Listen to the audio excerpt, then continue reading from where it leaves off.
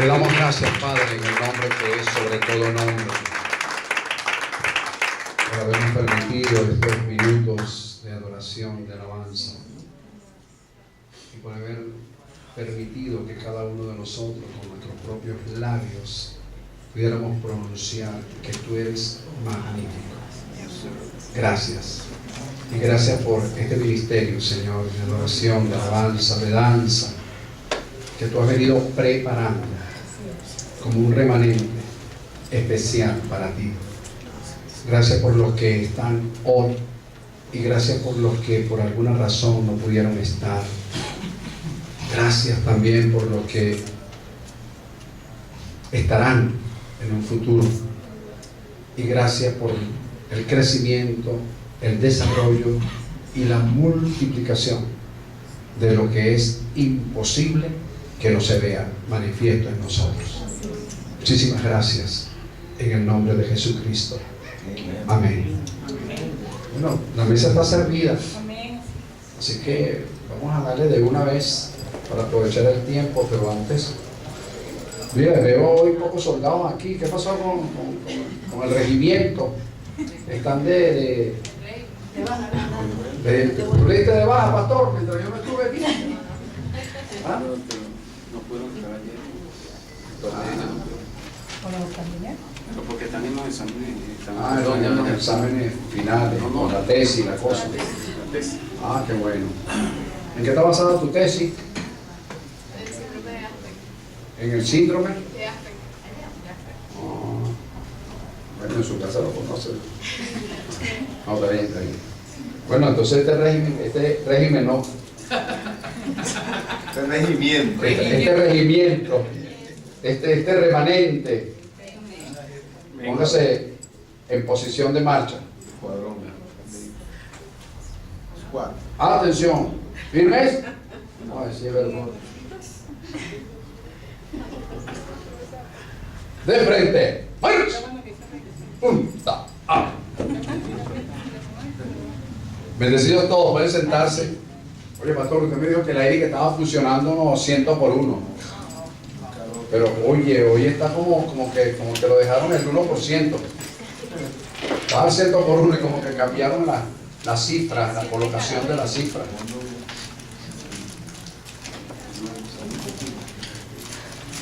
Qué bueno.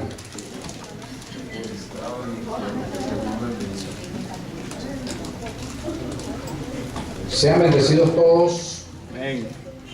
Saludos de los ministros, pastores y ministros de Punto Fijo, con los cuales el Padre nos permitió estar estas 2 semanas, más de 2 semanas, 17 días. Gente que ama a Dios. Estos seminarios han ido, como dicen los latín, creciendo cada día más. Vamos de gloria, Dios nos ha ido llevando de gloria en gloria.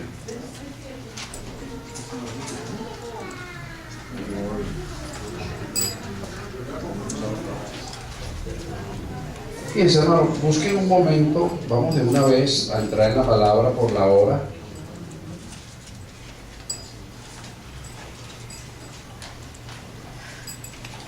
Quiero que 3 personas busquen los textos que les voy a dar. Efesios capítulo 1, versículo 1. Colosenses capítulo 1, versículo 1 y 2. Pero vamos a comenzar con Romanos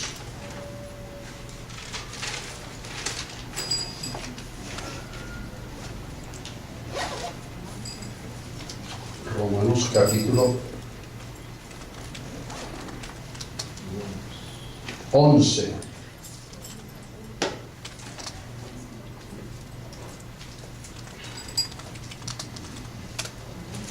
Versículos 4 y 5. Empezamos con Romanos 4 y 5, 3 personas. Necesito 3 personas que me ayuden. Romanos capítulo 11, Bienvenidos, bienvenido. Gracias. ¿Tu nombre, hermano? Serví. José Luis, bienvenido. Gracias. Invitado de la hermana Violeta Jiménez. Romanos capítulo 11:4. 11, versículos 4 y 5. Efesios capítulo 1, versículo 1. Colosenses capítulo 1, versículos 1 y 2. Voy a necesitar de su atención. Usted sabe que yo predico en serio y en serie. Casi nunca cuando hablo de un tema, casi nunca lo doy el mismo día, sino que se deja siempre un poquito para el otro día. Eso significa que si no prestamos atención, entonces el otro domingo, el tiempo que vamos a utilizar hoy, prácticamente no es que se pierde, pero deja de aprovecharse. Si se entiende la diferencia entre algo que se pierde y algo que deja de aprovecharse. ¿Se entiende? Entonces, quiero que cada uno de ustedes preste atención. Y usted sabe que yo hablo muy claro, ¿verdad? ¿Sí?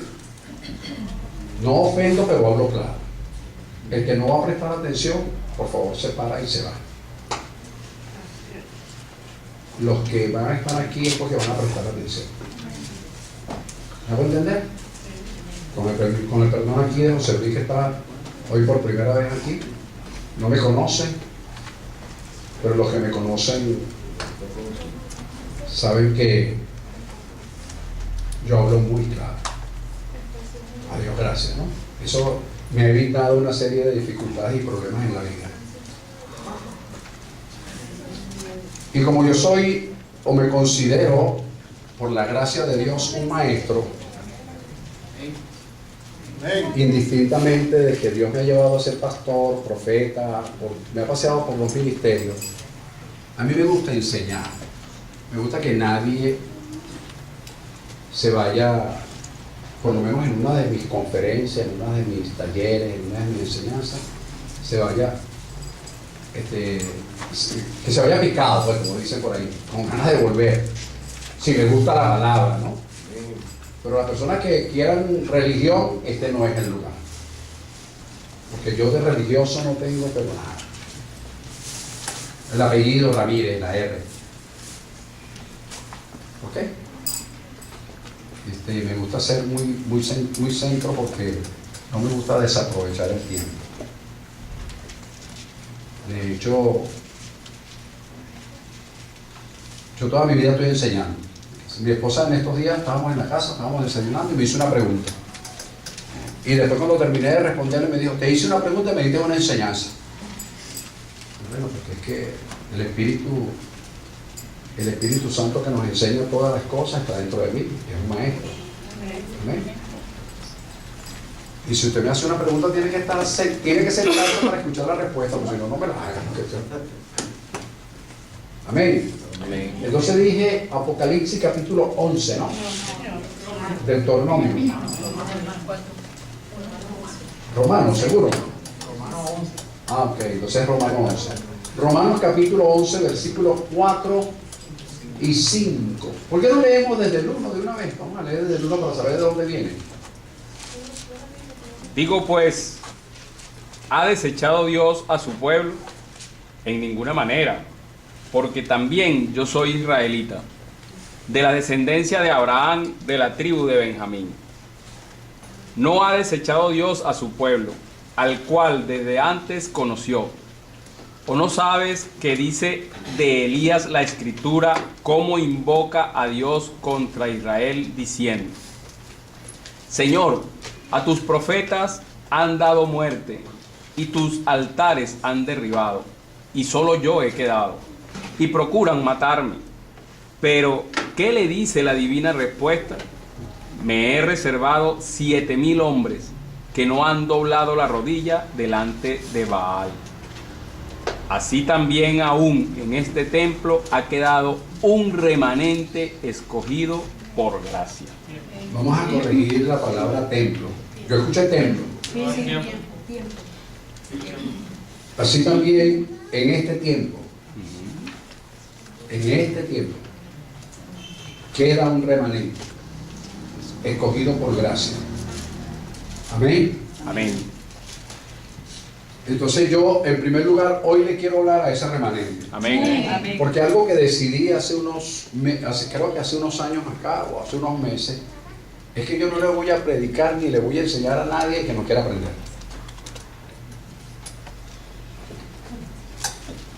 Digan ayayay. Cuando algo le duela, usted dice ayayay. Cuando le guste, usted dice amén. ¿Por qué? Porque siento que la energía, la vitalidad, la fuerza que Dios te ha dado tiene que ser bien invertida. La Escritura habla en el capítulo 13 del libro de Mateo de una parábola que dice que una parte cayó junto al camino, otra cayó en pedregales y otra cayó, no sé, por allá, la llevó el viento, entre espinos. Entonces yo pregunto, si el sembrador salió a sembrar y una parte cayó entre pedregales y otra parte cayó entre espinos y otra parte cayó junto al camino, le quiero preguntar. Y hubo una parte que cayó en buena tierra, ¿correcto? Yo les quiero preguntar. Por cierto, esa parábola la estudiamos aquí. Cuatro domingos estuvimos estudiando esa parábola. Entonces, pregunto, ¿será que el sembrador sale al siguiente día y va a volver a tirar su semilla junto al camino? No. Por supuesto que no. ¿Y junto a pedregales? ¿Y junto a espinos? Porque ya conoció que esas tierras no dan fruto. Y como hombre inteligente y sabio dice, voy a buscar la tierra que me dé fruto. Pues déjeme decirle que usted está al frente de un hombre inteligente. La tierra no me escoge. Yo escojo la tierra. Así que los voy a considerar a ustedes hoy escogidos de Dios para escuchar lo que les voy a decir. Amén. Ese amén no me gustó, pero de todas maneras se lo digo. ¿Por qué?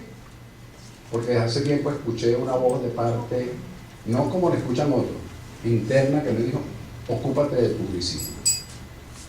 Y son a ellos con los que hay que ocuparse.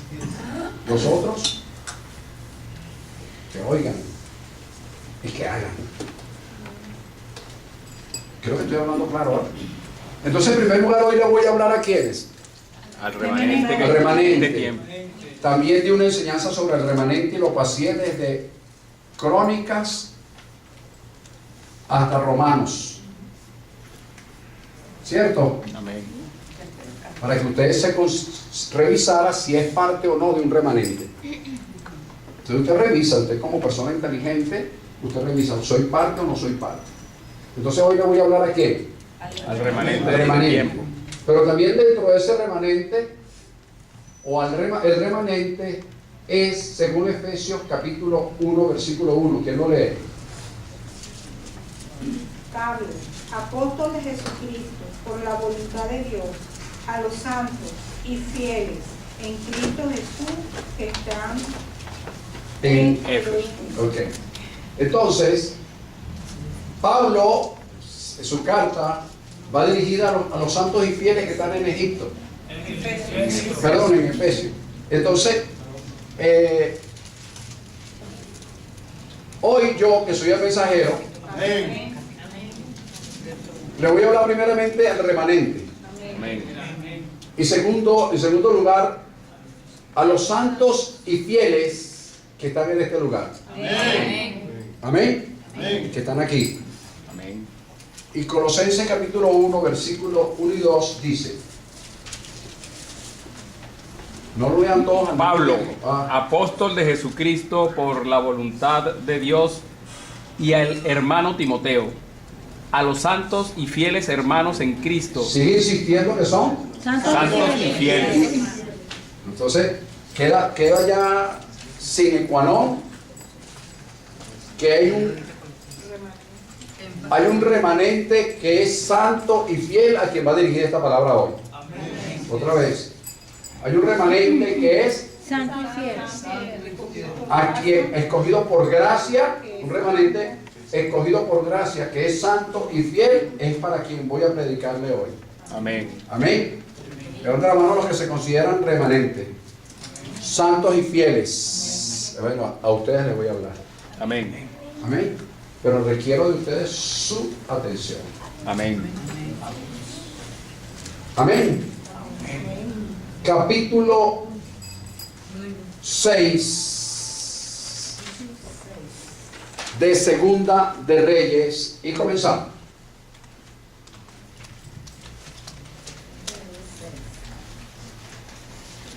Es muy bonita la adoración. Muy bonita.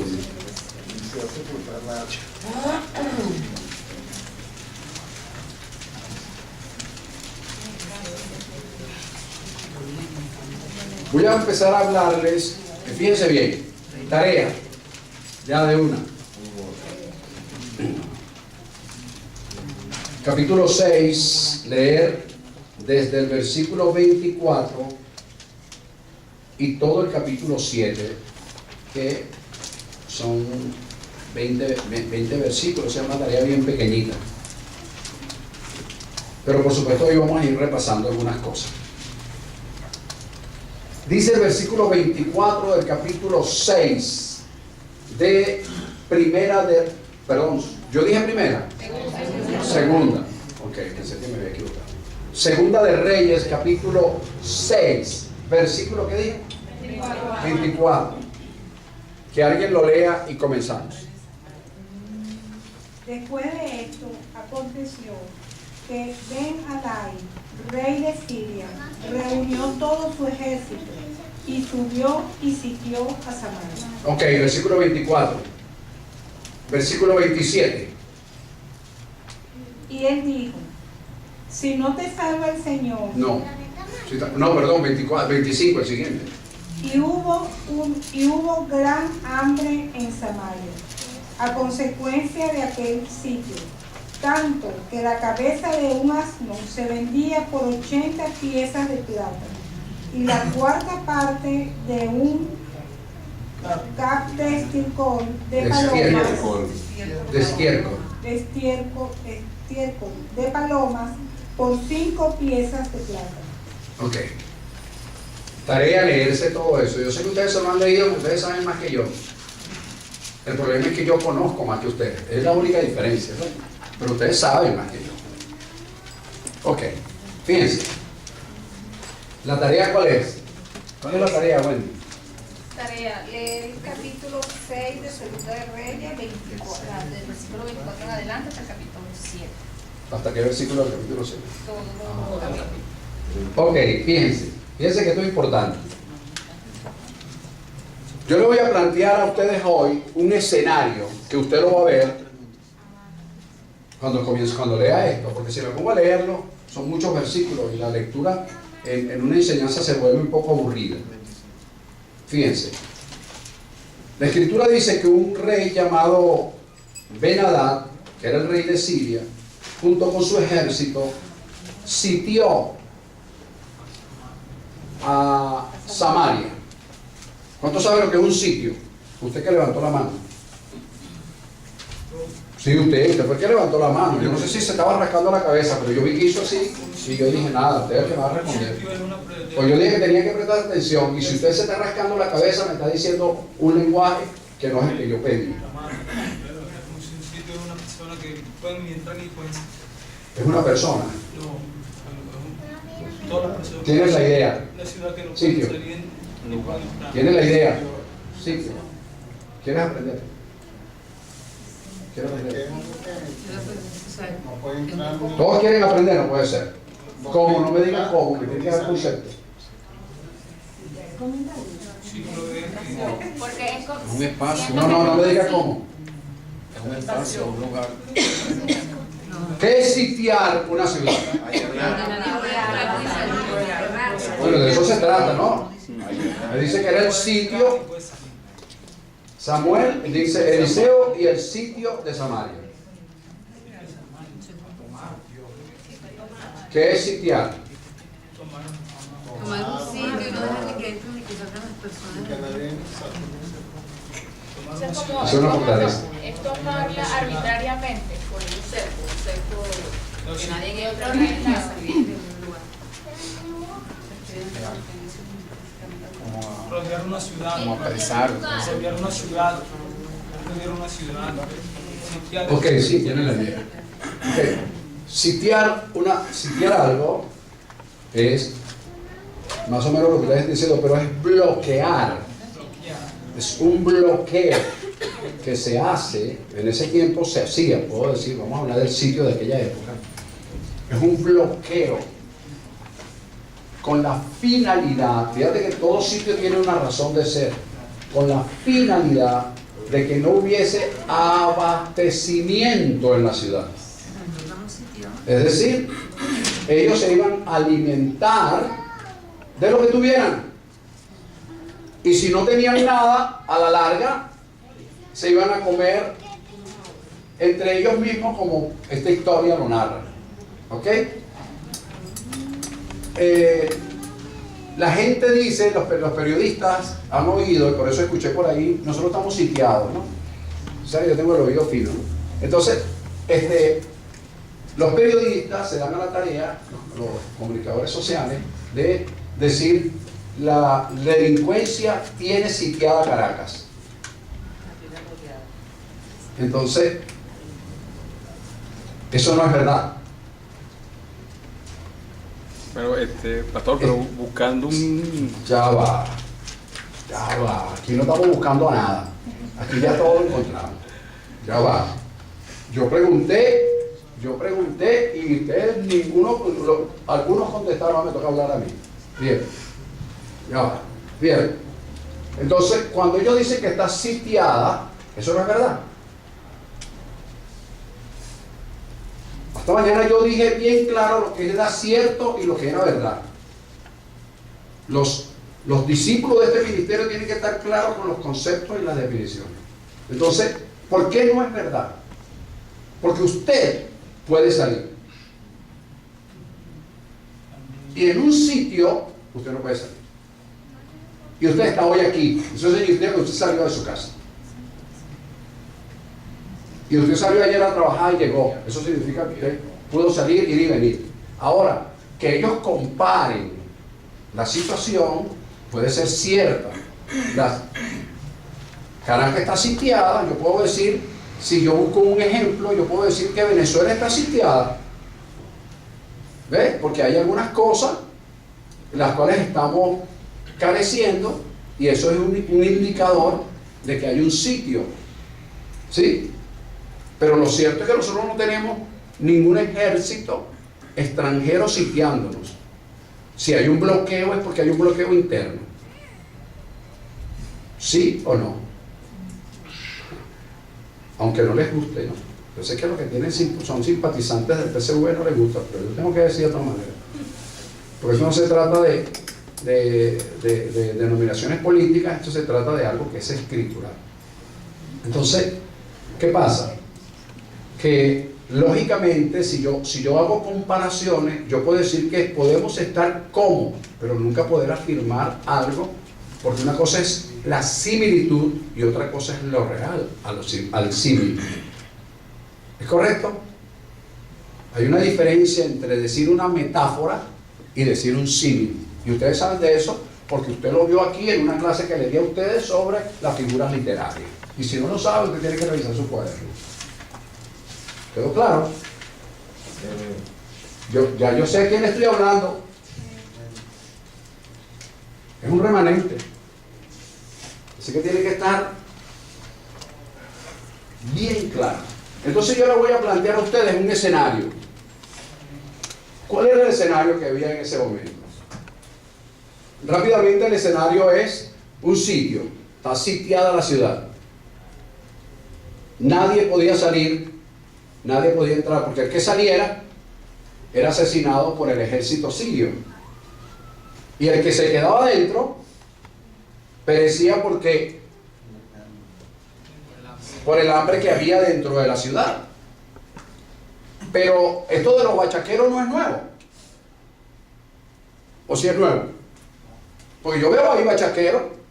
Dicen que la cabeza de un asno valía 50, 80 monedas, dice ya, pero dice que eran piezas de plata. Y cuando tú buscas ese valor comparativo, una pieza de plata era más un promedio de 570 gramos. Imagínate tú el dineral. Es decir, que los bachaqueros se estaban enriqueciendo mientras que el pueblo cada día se empobrecía más y pasaba más trabajo. Y el estiércol de paloma, un cap, que no, eso sí no sé cuánto es, pero suena así como no sé, como 5 gramos. Valía 5 piezas de plata. O sea, eso era, comparado con el tiempo de hoy, un dineral. Entonces fíjate que hasta en ese tiempo había bachaqueros, ¿no? Si le hago la comparación. Los que tenían los burros, ¿por qué no vendían las palomas? Porque era más productivo vender el estiércol. Es decir, que la gente estaba comiendo literalmente lo que usted pensó. ¿O no? ¿Sí?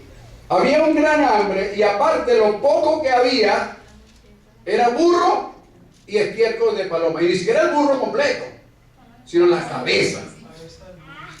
Que la cabeza no tiene carne, la mayoría es hueso.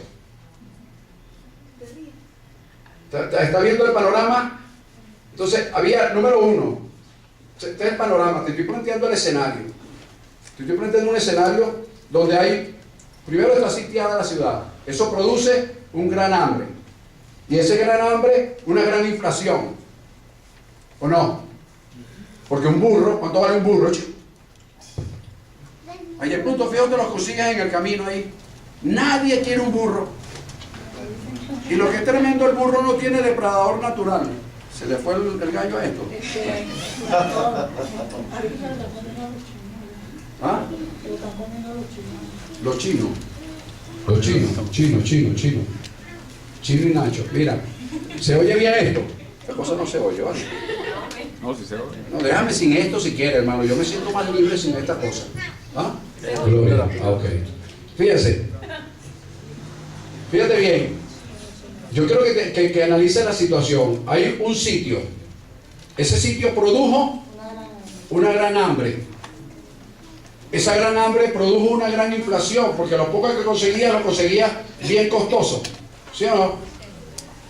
¿Sí? O sea, una guerra económica. Los bachaqueros haciendo de la suya. ¿Está correcto? Luego dice el versículo 28 y 29. Dice: y pasando el rey, es decir, el presidente en esa época, por un muro, una mujer le gritó: salve, señor rey. En otra versión dice: sálvenos, señor rey. Y él le dice: pero mira, si no te salva Dios, ¿cómo te voy a salvar yo? ¿Te voy a salvar del granero o del lagar? Es decir, no tenemos reservas, ni agua hay en el Guri. O sea, no había nada, no había reserva. Entonces que el gobierno de esa época estaba y era incapaz para resolver la situación que se le estaba presentando. ¿Lo está viendo el escenario? Cualquier semejanza con la realidad es pura coincidencia. Entonces salió una mujer y le dice: Señor, Señor, es que lo que pasa es que esta mujer me dijo que comiéramos mi hijo y que al día siguiente nos comeríamos el otro. Entonces nos comimos el de ella, y ella escondió el suyo el día de hoy. Viste que una mujer no tuvo escrúpulo para comerse a su hijo, pero la otra sí. Seguimos. Entonces vemos un pueblo, uno incapaz de resolver. ¿Está viendo el escenario? ¿Cuál es el escenario?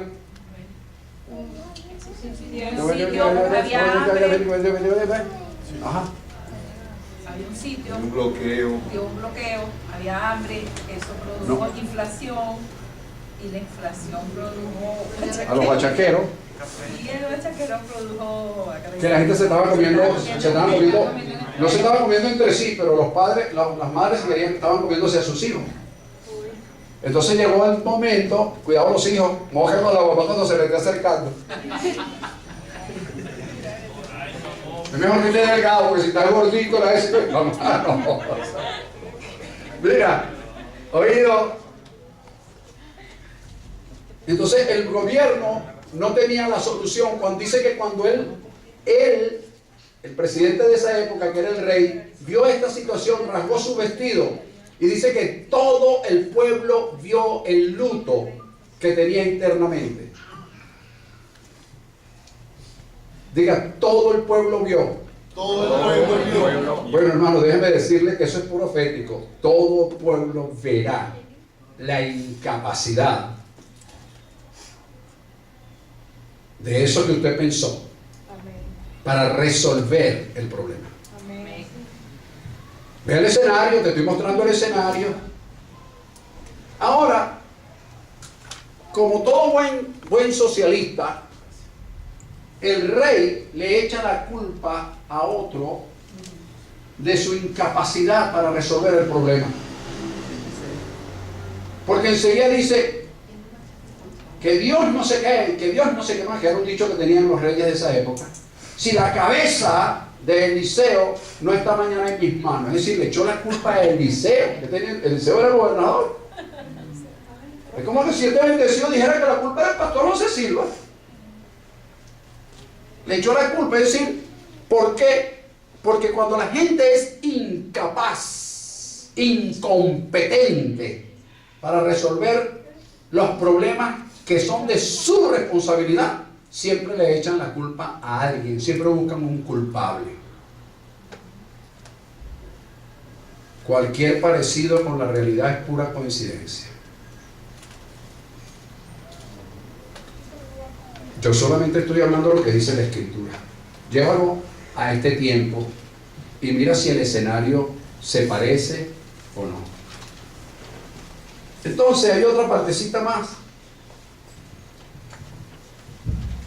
Que Eliseo, es decir, el profeta de la época, juntamente con su grupo de ministros, es decir, la unción profética del momento, llamada ¿cómo? Eliseo, estaba juntamente con su grupo de ministros, sentado, tal vez tomándose una Cuba libre. Bueno, en ese tiempo no sé si la conocían. Pero estaba sentado, dice la Escritura que él y su grupo de ancianos estaban ¿cómo?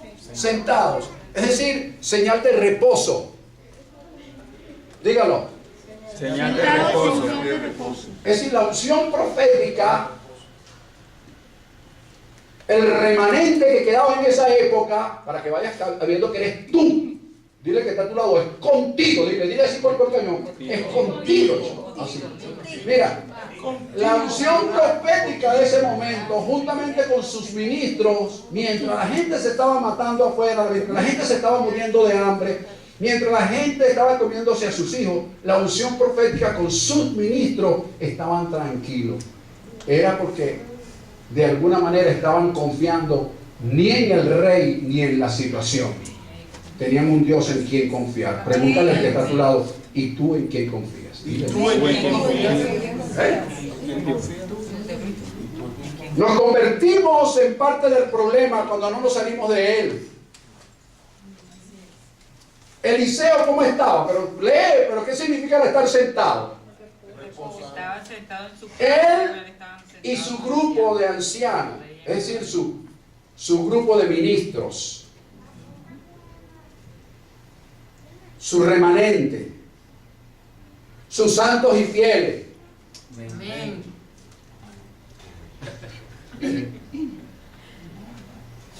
Creo que me equivoqué de iglesia donde tenía que predicar este mensaje. ¿Es aquí?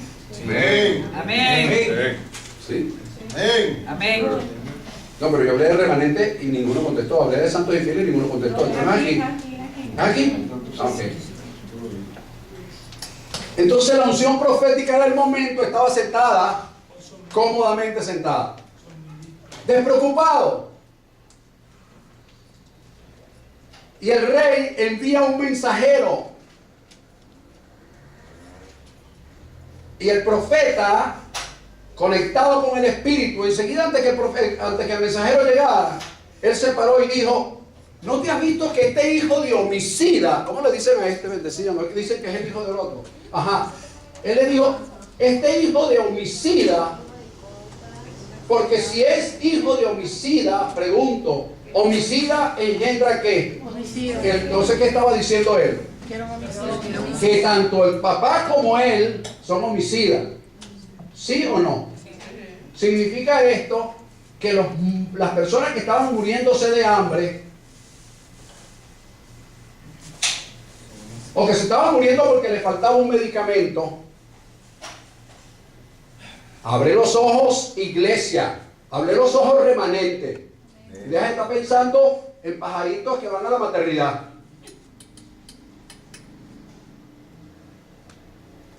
Este hijo de homicida, lo dijo. O no es homicidia, o no es un homicidio,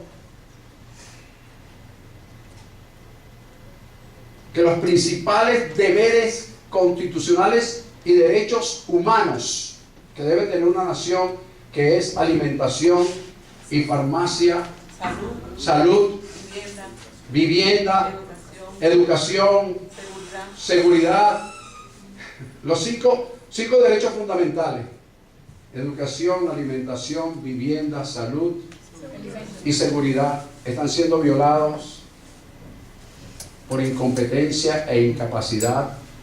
Pregunto, ¿se parece o no se parece a lo que estaba sucediendo allá?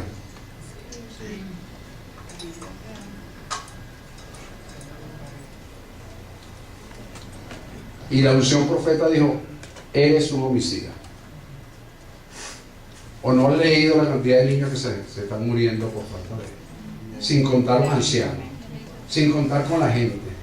Nosotros tenemos una persona cercana a la familia, no es familia, pero cercana a la familia, que por no tener medicamento para la tensión, a los 3 días se le voló el cerebro y ahorita está en estado de coma, por no tener el medicamento para la tensión. Y eso está pasando, ¿en dónde? Tu país. No, en el mío, sí. En mi país, tu país. Nuestro país.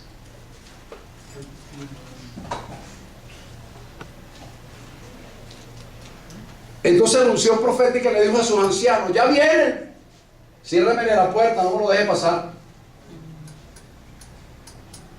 Ese más o menos es el escenario. Pero también esa situación, diga conmigo, esa situación activó la unción profética. ¿Se entiende cuando digo unción profética, Samuel? ¿Y usted, José Luis? Bueno, más o menos, porque creo que unción tiene que ver con ungir con aceite aquí en la frente el sacerdote o la persona encargada de hacer el ministerio, y unción profética de la profecía. O sea, la unción profética es profetizar que la Sagrada Escritura se cumple, o que el Señor viene, o algo que tiene que ver con la religión, bueno, no con la religión, exactamente con el Señor. Okay. Bueno, ahí bien, está orientado. Ok, fíjense. Entonces, esa situación, ese escenario activó la unción profética. Porque dice el último versículo del capítulo 6, ¿qué dice? Esta desgracia viene del Señor. ¿Qué más se puede esperar de él? Fíjate que dice: esta desgracia viene del Señor, ¿qué más se puede esperar de él? Dice esa versión, pero la otra versión dice: este asunto viene de parte de Dios. Yo no voy a seguir esperando. Es decir, ya yo sé lo que tengo que hacer. ¿Ves? La unción profética dijo: yo sé lo que tengo que hacer. Ya me di cuenta que llegó el momento. Voy a hablar. ¿Lo ves? En el capítulo 7 comienza la unción profética a declarar, a decretar. Ahora bien, antes de llegar ahí, yo quiero que, así como viste el escenario, también veas los personajes principales que hay dentro de este escenario. Número 1, el rey. Número 2, el mensajero. Número 3, el profeta, junto con su equipo, pero el profeta. Número 4, el secretario privado del rey. Número 5, los leprosos. Pues tienes que leer. Número 6,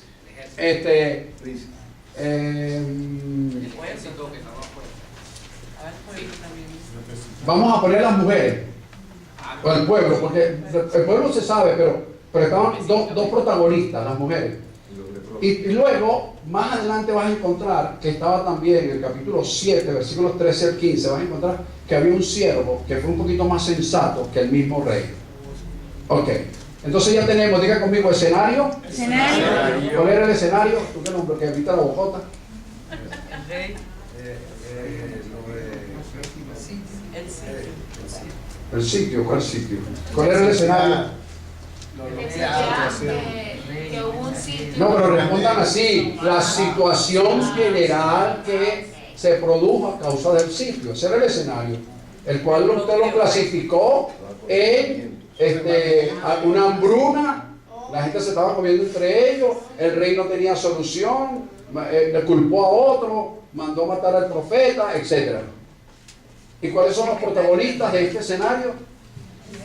El rey, el pueblo mismo representaron a estas dos mujeres, la unción profética, el mensajero que envió, los leprosos, el príncipe que viene siendo como un vicepresidente, pero otra versión dice que era como el secretario, como el siervo, el sacerdote, y luego un siervo. Hay 7, ¿está bien?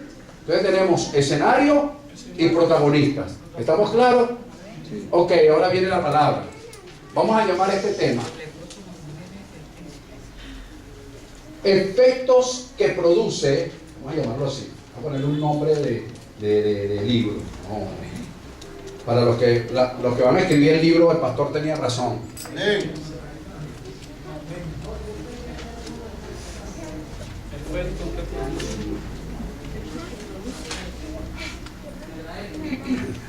No, yo sé que algunos no han escrito el libro, pero algunos han tenido que enfrentarse a situaciones y, uy, vale, lo que me da rabia es que el pastor tenía razón. Pero como no me hacen caso, entonces vamos a llamarlo los efectos. ¿Ah? El libro se escribirá de ellos. Los efectos que produce una palabra profética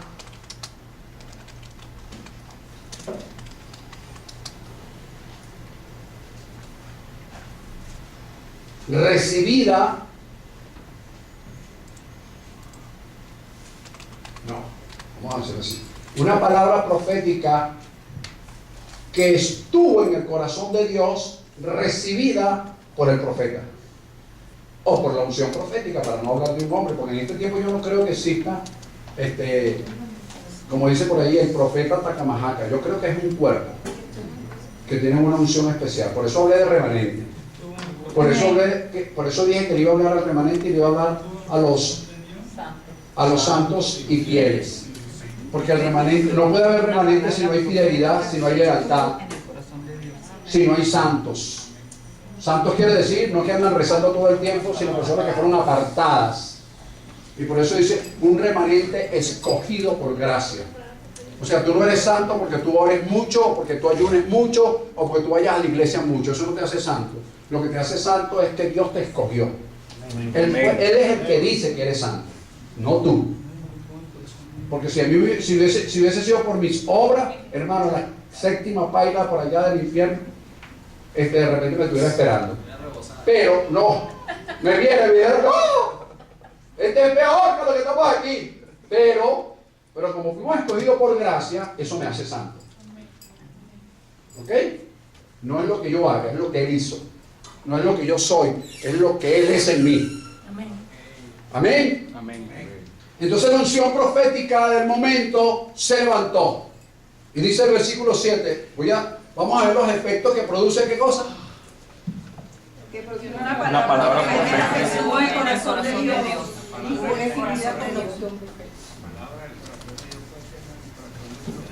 Porque tiene que estar en el corazón de Dios. Porque si no te paras y dices 4 barbaridades que no sabes lo que estás diciendo. Tiene que estar en el corazón de Dios. Amén. Amén. En este tiempo tiene que estar en las escrituras. Cualquiera que te diga una profecía fuera de la escritura, dígale, salúdeme.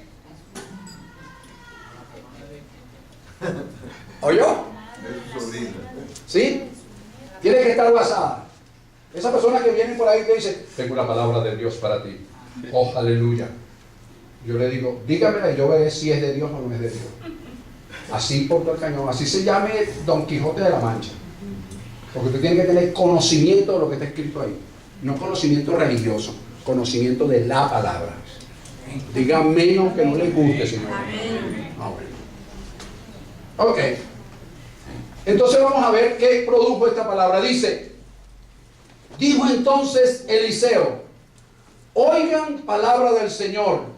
Así dice el Señor, mañana a estas horas valdrá el seah de flor de harina un ciclo y 2 seas de cebada un ciclo a la puerta de Samaria.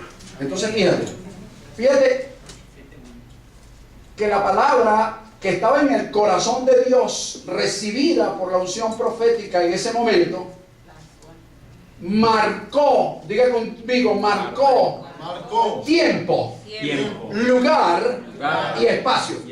Fíjate que el tiempo lo marcó cuando dijo, ¿cuándo? Mañana. Y después dijo, a estas horas, marcó un espacio dentro del tiempo. ¿Lo está viendo o no? Sí.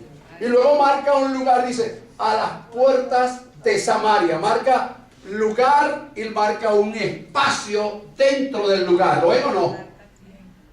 Entonces, una palabra profética que está en el corazón de Dios, dígame, y que es recibida por una unción profética, siempre va a marcar tiempo, lugar, espacio y el modo en que se van a hacer las cosas. Él dijo, mañana, marcó el tiempo, a estas horas, marcó un espacio dentro, porque puede haber dicho mañana, y el mañana comienza a las 12 de la noche. Pero dijo a estas horas, es decir, marcó un espacio dentro del tiempo. Dijo exactamente dentro de 12 horas. Eso fue lo que dijo. Porque a estas horas son las 2:30. Y yo digo mañana a estas horas, ¿a qué hora estoy diciendo? A las 2:30 de mañana. De mañana a lunes. Mañana a estas horas valdrá el modo. Marcó el modo, ¿eh? ¿Qué es lo que va a valer? Lo que ustedes hoy le están bachaqueando, mañana a estas horas valdrá. Y comenzó a dar la palabra que estaba en el corazón de Dios. ¿Lo está viendo? ¿Ves?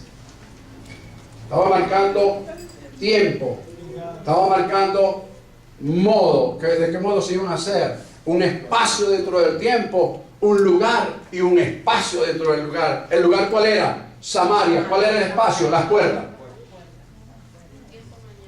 ¿El tiempo cuál era? Mañana. ¿Cuál era el espacio dentro del tiempo? Dentro de 12 horas. ¿Cuál era el modo? Van a vender esto que tú hoy estás comprando a precios desorbitantes. Mañana lo vas a comprar a precio de gallina flaca. Amén. Y lo tremendo es que va a haber abundancia. Amén.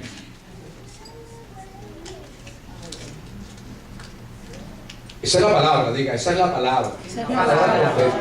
Entonces esa palabra produce efectos.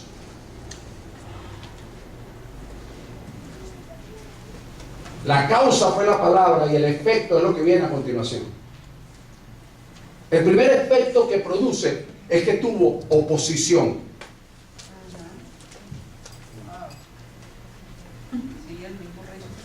Eso es como cuando yo te doy una palabra a ti, fíjate que yo dije mañana y ninguno lo creyó. Viste, los primeros opositores fueron quienes la recibieron.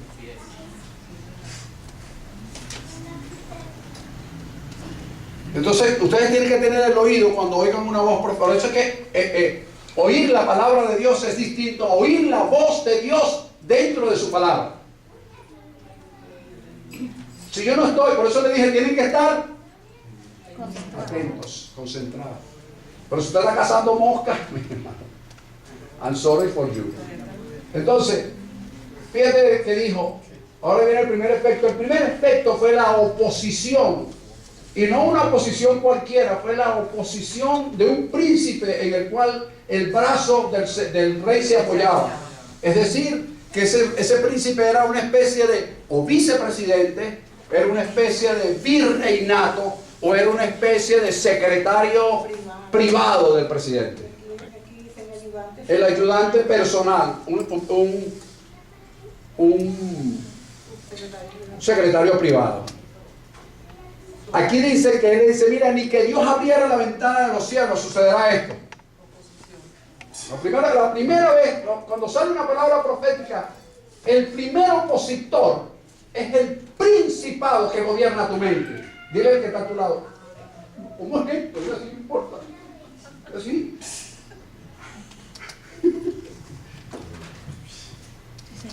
Porque nosotros estamos siendo, la gente, la religiosidad nos ha enseñado que el principado es un monstruo.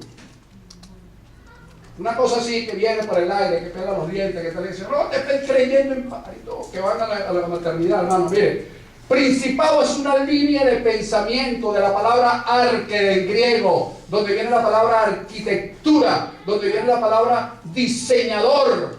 Es decir, el principado es una línea de pensamiento que domina, que gobierna la mente de una persona o gobierna las mentes de una ciudad. Eso es un principado, no es ningún demonio.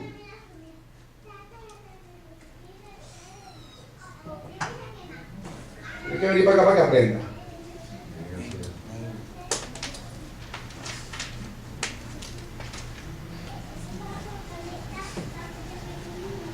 Entonces la primera oposición que tenemos nosotros es el principado que gobierna nuestra mente. Si tenemos mente de reinado, si tenemos mente de rey, enseguida vamos a tener ciertas dificultades, después les digo cuáles. Pero si tenemos mente de profeta, enseguida vamos a ver que una palabra deja de ser palabra para convertirse en el contenido que la palabra misma contiene. ¿Me estás grabando esto, muchachos? Porque si no te voy a dar con el todo. Cuando tú tienes mente y unción profética, tú no oyes la palabra, tú ves la esencia que contiene la palabra.